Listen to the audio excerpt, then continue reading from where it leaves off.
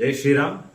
ముందుగా బ్లూమింగ్ బాటసారి ఛానల్ ప్రేక్షకులందరికీ కూడా, నా సబ్స్క్రైబర్స్కి, అలాగే నా అనుసంధాన ఛానల్ అయిన ఆంధ్రా సిస్టర్స్ ఛానల్ సబ్స్క్రైబర్స్ అందరికీ కూడా శ్రీరామనవమి శుభాకాంక్షలు. అందరూ ఈరోజు కళ్యాణాలు బాగా చూసి స్వామివారి ఆశీర్వాదాలు తీసుకున్నారని అనుకుంటున్నాను.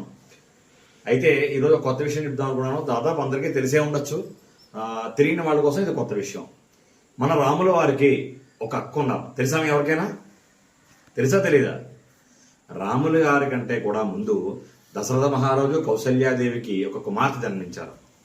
ఆవిడ పేరు శాంతాదేవి.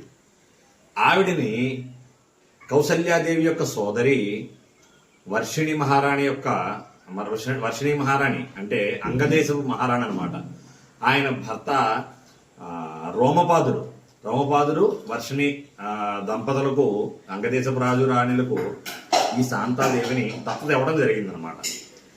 కావున ఆమె ప్రస్తావన మన రామాయణంలో తక్కువగా ఉన్నప్పటికీ బాలకాండలో, వాల్మీకి రామాయణం బాలకాండలో ఆ సోదరి విషయం ప్రస్తావించడం అయితే జరిగిందనమాట. ఈ విషయం ఎంతమంది తెలుసు.